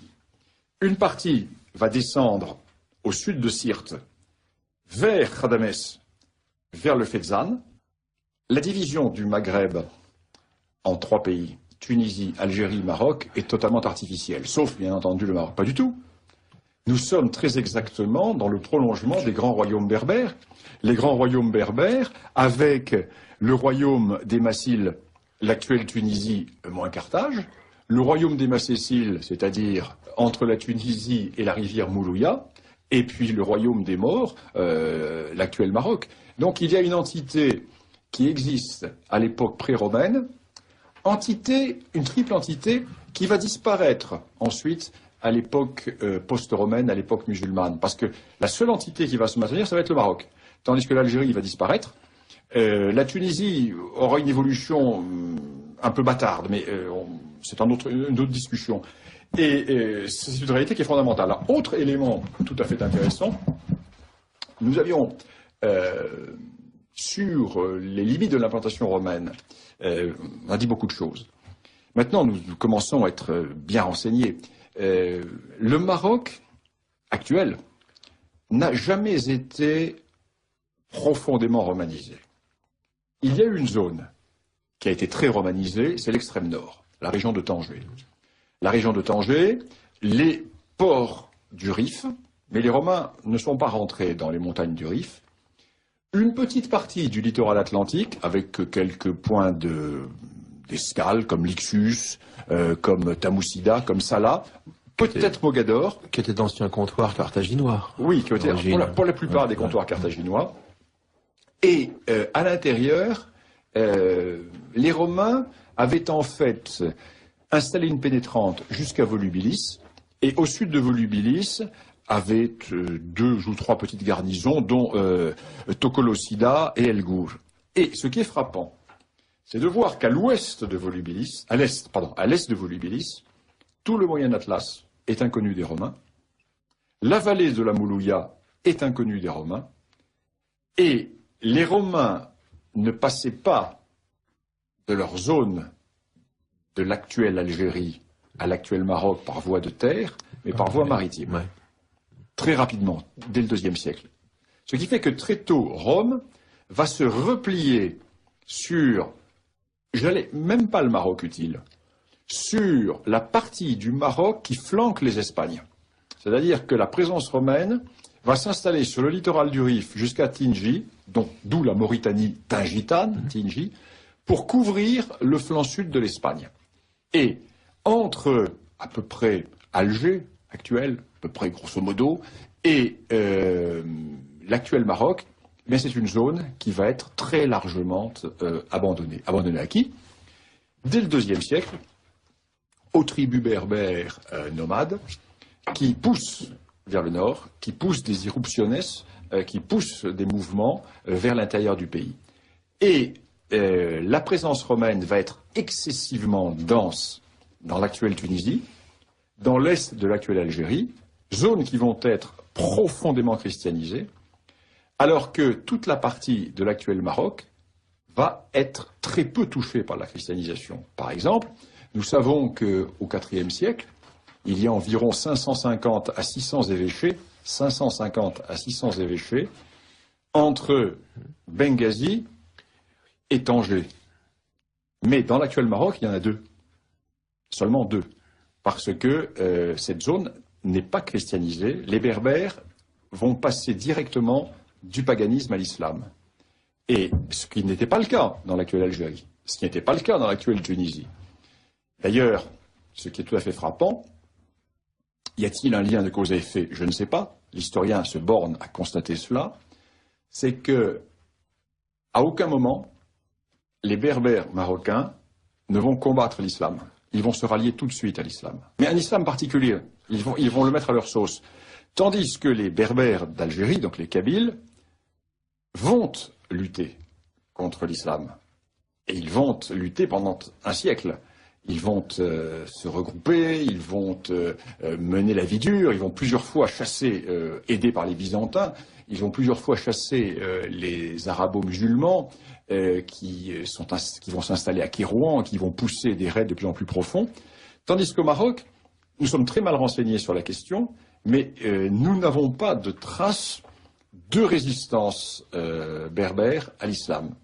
Parce que les conquérants arabo-musulmans qui arrivent dans l'actuel Maroc vont avoir l'intelligence de comprendre que le monde berbère marocain est un monde qu'il vaut mieux ne pas se braquer, et ils vont laisser les Berbères marocains vivre leur vie traditionnelle, et ils vont simplement leur demander l'adhésion à l'islam. Vont arriver les Arabes physiques et ethniques plus tard. Et ce sont d'ailleurs ces Berbères marocains, ceux du Rif, qui vont fournir les contingents de la conquête de l'Espagne à partir de 711. Ils vont passer du paganisme à l'islam, conquête des Espagnes. Et ce phénomène est tout à fait intéressant parce que les Arabes vont arriver beaucoup plus tard et le premier royaume marocain, le noyau du premier royaume marocain, va être fondé pourtant par un Arabe, Idriss. Idriss, qui est un Alide, qui est un membre de la famille du prophète, qui est obligé de fuir l'Arabie au moment des persécutions alides, et qui va se réfugier. Alors son frère va s'installer à Tlemcen, et lui va s'installer à Volubilis. Et là, il va avoir, ou la chance, ou le hasard, on ne sait pas, il va s'installer au cœur de la confédération berbère qui tient tout le nord du Maroc. Et la tribu des Berbères qui le reçoit était une tribu qui était originaire de Kabylie. Et cette tribu avait migré, s'était installée. Alors, l'Algérie va nous amener tout naturellement au pays voisin, c'est-à-dire le Maroc, donc. Le grand voisin. Que vous connaissez bien, Bernard Lugan, et auquel vous consacrez donc cette histoire du Maroc des origines à nos jours, publiée aux éditions Ellipse, un livre dans lequel on retrouve les qualités qui caractérisent vos ouvrages, c'est-à-dire une densité d'informations très importante, mais ce qui va de pair avec une clarté dans l'expression tout à fait didactique, et le tout accompagné par un appareil de cartes, alors tout à fait remarquable. C'est très rare dans ce genre d'ouvrage de bénéficier de cet apport très important sur le plan pédagogique pour ceux qui entendent vraiment étudier en profondeur l'histoire d'un pays, ici en l'occurrence le Maroc. Alors, tous mes livres ont un appareil de cartes et moi j'ai une formation de cartographe également, parmi les multiples cordes à mon arc, et je vais toujours privilégier la carte. mais non pas la carte telle qu'on la voit trop souvent, qui embrouille la question, mais la carte qui, au contraire, fait la synthèse de la question. Une carte très simple, très claire, mais qui explique ou qui permet d'ancrer certaines idées. Et moi, je travaille toujours avec des cartes. C'est fondamental. Et dans ma revue L'Afrique réelle, tous les articles sont illustrés de cartes en couleur, parce que j'ai la chance de travailler sur Internet et par PDF. Donc là, je peux vraiment faire des cartes en couleur, et c'est très utile très utile. Une question à propos de votre ouvrage, Bernard Lugan. Monsieur Lugan n'avait-il pas déjà écrit une première histoire du Maroc avant celle qui vient de sortir? Alors oui, mais c'est pas le même livre. C'est pas le même livre pour une raison très simple, c'est que une quinzaine d'années, je crois. Ma précédente histoire du Maroc est sortie en 1989. Ah bon, en effet. Réédité tel quel en 2000. Sans correction, parce que l'éditeur de l'époque était tellement radin qu'il n'a pas voulu actualiser, parce que ça coûtait trop cher. Donc j'ai ressorti la même édition, donc sans pouvoir actualiser. C'est un livre totalement différent. Pourquoi? Parce que entre la fin de la décennie 1990 et aujourd'hui, l'historiographie a considérablement avancé. Elle a avancé dans plusieurs domaines, notamment dans le domaine de l'histoire ancienne, du Maroc avant le Maroc. Il y a eu des découvertes formidables qui ont été faites quant à la réalité de l'implantation romaine, quant à la réalité du christianisme, on en parlera tout à l'heure. Également, pour ce qui est de toute la période pré-protectorat, la grande histoire marocaine, parce qu'il y a eu énormément de travaux par les collègues marocains, et les jeunes collègues marocains qui ont soutenu des dizaines de thèses. Et je rends toujours un hommage très vibrant à l'université marocaine, parce que les Marocains ont conservé le grand côté qui était le grand côté universitaire français, qui n'existe plus en France. C'est-à-dire qu'ils ont conservé cette excellence avec les thèses de doctorat. Ils ont conservé les grandes thèses. Alors qu'en France, maintenant, on fait des petites thèses qu'on bâcle en 3-4 ans, genre PhD américain. Ils ont conservé ces grandes thèses qui permettent vraiment d'être exhaustifs et de renouveler en profondeur un sujet. Et il y a eu des découvertes formidables qui ont été faites par les historiens marocains, notamment sur le rôle de la mer au Maroc. On pensait que le Maroc était tourné dos à la mer, mais pas du tout. Au XIXe siècle, il y avait le dos tourné à la mer. Mais au XVIIe, au XVIIIe et même avant, le Maroc était une puissance maritime. Le Maroc, l'histoire a totalement changé également, parce que quand j'ai écrit mon livre dans les années 90, nous étions en plein règne du roi Hassan II. Et toute la période contemporaine a totalement été bouleversée. Il y a eu la question du Sahara, il y a eu le changement d'orientation de la politique marocaine, il y a eu la refondation de la monarchie marocaine. Et je reviens toujours aux découvertes historiographiques, ce qui fait que ce n'est plus du tout le même livre. Alors bien sûr, on va retrouver les Almohades, les Almoravides, etc. Et même là, il y a eu des découvertes formidables, parce que là, ce sont les historiens espagnols qui ont beaucoup travaillé sur la question. Et j'ai intégré l'historiographie la plus contemporaine. Non, c'est un livre totalement différent de celui que j'avais écrit il y a 25 ans. Comme mon histoire d'Afrique du Sud, d'ailleurs. L'histoire d'Afrique du Sud que j'ai publiée il y a 1 an est une histoire totalement différente de l'histoire que j'ai publiée en 1986, parce qu'il y a toute une dimension ethnique qui n'apparaissait pas à l'époque et que j'ai intégrée sur la longue durée et qui ne se trouvait pas dans le livre. Et puis c'est un pays qui a totalement changé. Le Maroc de Mohamed VI a autant changé par rapport au Maroc d'Hassan II que l'Afrique du Sud de l'époque de Botha par rapport à l'époque de Zuma. Et l'évolution politique a fait que se sont ouverts des champs de recherche historique en amont. Et ces champs de recherche historique, totalement inconnus en France, je les ai intégrés dans mon livre. Et puis je crois que vous avez fait une part importante, vous avez laissé une part importante à la question du Sahara occidental, qui est une pomme de discorde évidemment permanente entre Maroc et Algérie. Nous aurons l'occasion donc d'en parler. En tout cas, ce que vous nous dites là, évidemment, nous met l'eau à la bouche, puisque toutes ces nouveautés, toutes ces lectures différentes du passé marocain, on va vous demander de nous éclairer évidemment à leur sujet, et vous avez commencé à évoquer tout à l'heure la période antique. Alors pour ce qui est de la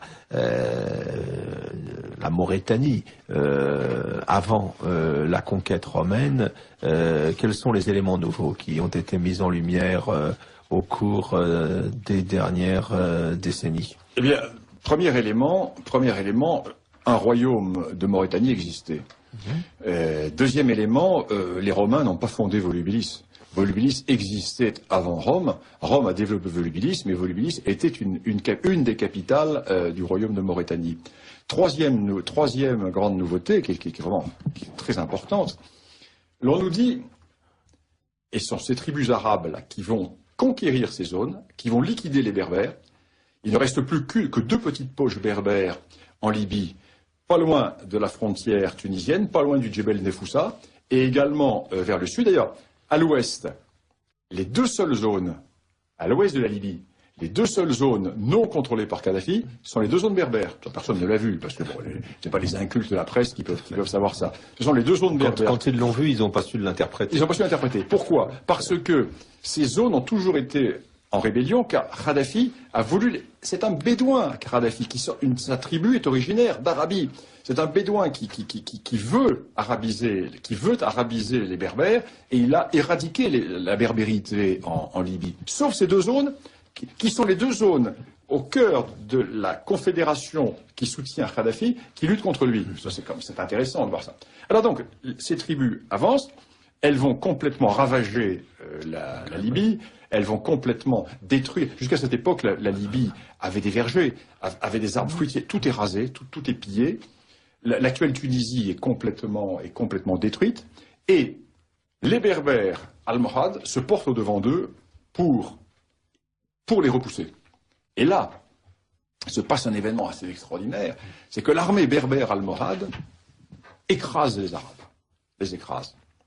Et les sultans almohades, au lieu de les renvoyer vers l'Est, sont à ce moment-là sollicités par la Reconquista que vous connaissez bien, Philippe Conrad, la Reconquista chrétienne qui redémarre en Espagne, et les princes musulmans qui avaient fait appel aux Almoravides, qui ensuite s'étaient retournés contre les Almoravides, face aux dangers chrétiens, font appel à nouveau aux Marocains, et cette fois-ci aux Almohades, et les Almohades se disent, bon, plutôt que de passer tous ces Arabes au fil de l'épée, on va les prendre comme soldats, on va les envoyer en Espagne pour faire la guerre contre les chrétiens.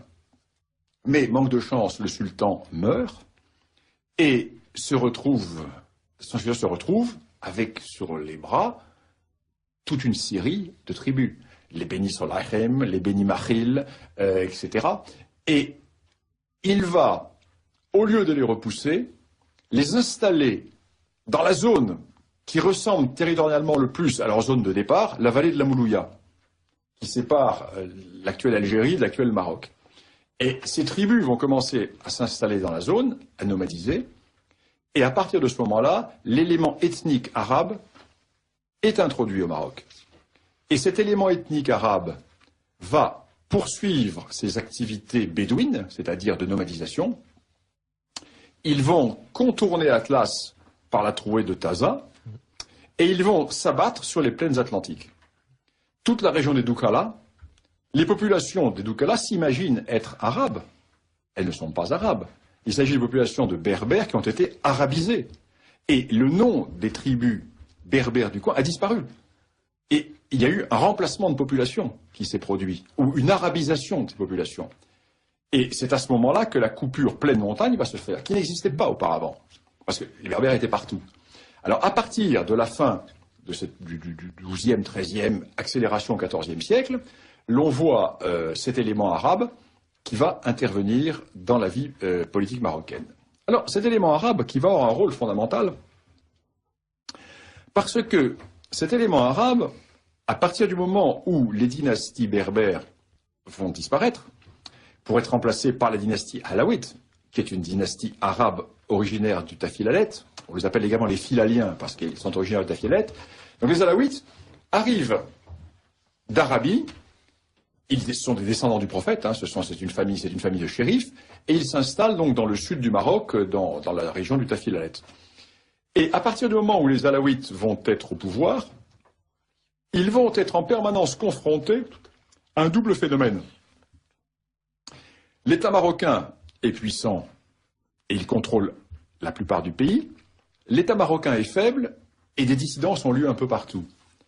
Et les tribus arabes vont monnayer leur aide et leur appui contre des avantages. Alors à ce moment-là, on va voir des tribus arabes qui vont s'installer dans la plaine de Marrakech, alors que jusque-là, il n'y en avait pas. Donc, par le jeu de la féodalité, par le jeu des rapports de force, par le jeu des luttes pour le pouvoir, ces tribus vont prendre un rôle de plus en plus important, alors qu'elles sont relativement peu nombreuses au point de vue numérique. Et elles vont jouer un rôle déterminant dans l'histoire du Maroc. Alors, pendant toute cette histoire se déroulait, il y a eu, il faut le rappeler, un changement du centre de gravité. Nous avons démarré avec la dynastie idrisside autour de Fès. On bascule à Marrakech. C'est-à-dire au nord-est, avec les Almoravides d'abord, les Almohades ensuite.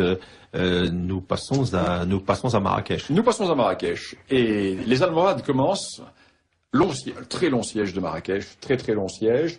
Les Almoravides sont repliés dans leur cité. Et finalement, les Berbères de la montagne, les Almohades vont réussir à prendre la ville de Marrakech. Ils vont passer tout le monde au fil de l'épée. Tous les Almoravides vont être passés au fil de l'épée. Et les Almohades vont détruire le palais des Almoravides. Et sur les ruines du palais des Almoravides, ils vont construire la grande mosquée. Et Marrakech va devenir la capitale du Maroc, alternativement avec Fès. Donc, en fonction des dynasties, Fès, Marrakech, ou parfois d'ailleurs les deux. À telle enseigne que dans certaines périodes d'anarchie, notamment à l'époque des Beni Ouattas, etc., mais ça c'est ultérieur, l'on distinguera un royaume de Fès et un royaume de Marrakech. Et disons que, comme le temps passe, l'unité marocaine va être refaite tout au long du règne des sultans alaouites, avec un double basculement. Jusqu'au XIVe siècle, disent dans la région, et cette tribu va donc l'accueillir, et Idriss va, à partir de cette tribu, fonder le premier noyau de l'État marocain. Mais il n'y a pas d'Arabes ethniques à l'époque au Maroc. Idriss meurt, est empoisonné, son fils, donc Idriss II, qui est donc un métis d'Arabes et de Berbères, va vouloir se dégager de l'emprise de la tribu berbère, sont les Maghraouas, et de son beau-père, et il va quitter Volubilis, Walili, en arabe, et il va fonder la ville de Fès. Et il va faire venir au Maroc le premier noyau de population arabe, et qui ne vient pas d'Arabie, qui vient d'Espagne. Il fait venir des Arabes, non pas des Berbères, mais des Arabes qui sont en Espagne, et qui vont constituer son premier marzen, sa première administration, ses premiers gardes du corps. Et une évolution va se produire qui est tout à fait intéressante, parce que le monde berbère demeure totalement authentique, encore à cette époque. Le monde berbère marocain va demeurer totalement authentique jusqu'au XIIIe siècle, jusqu'au XIVe siècle même. Et ce monde berbère marocain, qui a accepté l'islam d'entrée de jeu, va paradoxalement refuser l'arabité. Et il va jouer de l'islam contre les Arabes. Alors, suivez-moi bien. Les Berbères marocains vont être systématiquement des dissidents religieux, tant que ça va les arranger. C'est-à-dire qu'ils vont chaque fois épouser les dissidences religieuses qui affaiblissent le califat, vu comme la conquête de l'Orient et des Arabes. Mais l'islam ne les dérange pas. Mais la présence arabe, oui. Et ils vont ainsi embrasser l'hérésie kharidjite. Les Berbères sont des kharidjites. Ils vont être kharidjites. Alors qu'est-ce que le kharidjisme? Alors ne rentrons pas dans les détails philosophiques et religieux du kharidjisme, ça ne nous intéresse pas. Je ne veux pas d'histoire des religions. Voyons l'aspect politique du kharidjisme. Qu'est-ce que le kharidjisme? Le kharidjisme, c'est la négation du califat héréditaire. Qu'est-ce que l'enseignement traditionnel des califes d'Orient? C'est de dire, nous, tribus arabes, qui avons reçu le message de Dieu par l'intermédiaire du prophète, le dernier, le sceau des prophètes, nous sommes donc les tribus qui sont les tribus aristocratiques détentrices de ce message. Donc, le monde musulman nous appartient. Et la direction du monde musulman doit appartenir aux descendants de ces familles, qui sont les familles de la Mecque, Médine, etc. Et pour eux, l'islam, l'ensemble des zones conquises, qui ne sont plus arabes très tôt, elles vont être syriennes, elles vont être perses, elles vont être asiatiques, elles vont être berbères, elles vont être visigoths, etc. L'ensemble de ces terres est un bien de conquête. Et le califat doit échoir à un membre, ou de la famille du prophète, ou de ses tribus. Or, les berbères vont dire pas du tout. Non, pas du tout, là, il y a malentendu. Que dit le Coran? Le Coran ne dit pas que le califat appartient pour l'hérédité aux descendants du prophète. Il dit que c'est le meilleur qui doit gouverner, le meilleur des musulmans, de façon très égalitaire. Tandis que vous avez une vision aristocratique et féodale. Tandis que ça peut très bien être un Nubien, un Berbère, un Andalou, s'il est le meilleur. Il n'y a pas cette hérédité dans la dévolution du califat. Ce qui est le moyen pour les Berbères de se dégager de l'emprise arabe. Donc c'est mortel pour les califes. C'est mortel, parce que ça remet en cause complètement le principe du bien propre. Alors, comment cette rébellion kharidjite s'implante-t-elle au Maroc? Elle s'implante de la manière suivante. Les gouverneurs arabes, le gouverneur arabe du Maroc, a besoin d'argent. Et il demande donc aux Berbères de payer l'impôt, comme les dhimmis, comme les non-musulmans. Et les Berbères disent, mais attendez, pas d'accord, parce que vous ne nous avez pas vaincus. Que les Kabyles de la région de Tunis ou de la région d'Alger payent l'impôt, peut-être, parce qu'ils ont été vaincus de guerre. Mais nous avons adhéré à l'islam.